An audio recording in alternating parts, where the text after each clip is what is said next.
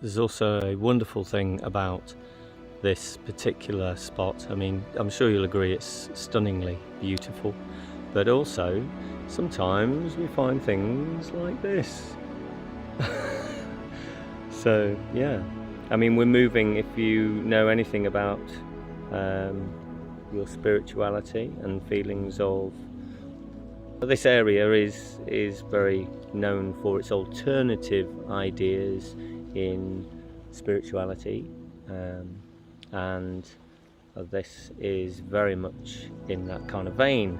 And right now we're also moving towards what would be deemed Beltane this weekend.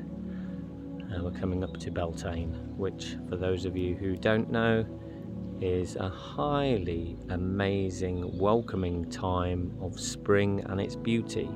And if you've got something like a fire going this weekend, be sure to jump over it, won't you? Just to bring in the spring and the goodness that spring, the renewal and everything like that. It also seems to me that you've got two choices. You can jump in, which is what I do from here now, even though for quite a while I said, no, don't jump in, take your time. If you're new to the game, and if you're over, 30, then take your time, okay? Slip into the water, get to know the water.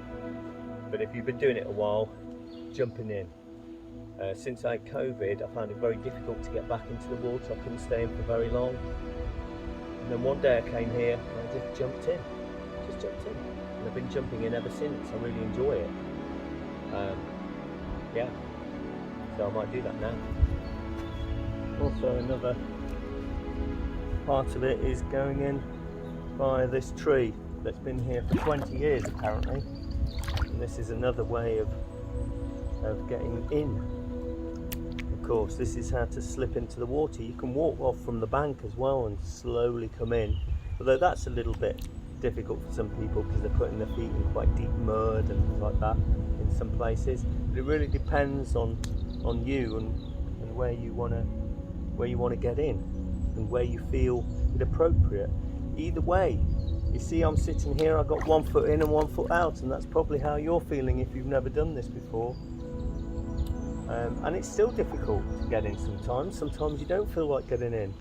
But I think the point is if you make the walk, I always say this to people, I've brought a lot of people here now and got them into the idea of getting into cold water swimming. And I think really it comes down to if you just take the walk to the place. It doesn't matter whether you get in the water or not. It doesn't matter about your breathing. It doesn't matter about whether you've got the right kit. But I do suggest a flask. A trusty flask is a good one. Because when you get out, you're going to want something warm to drink. So when it comes down to getting in, it's difficult. It is difficult for your first time, and that's understandable.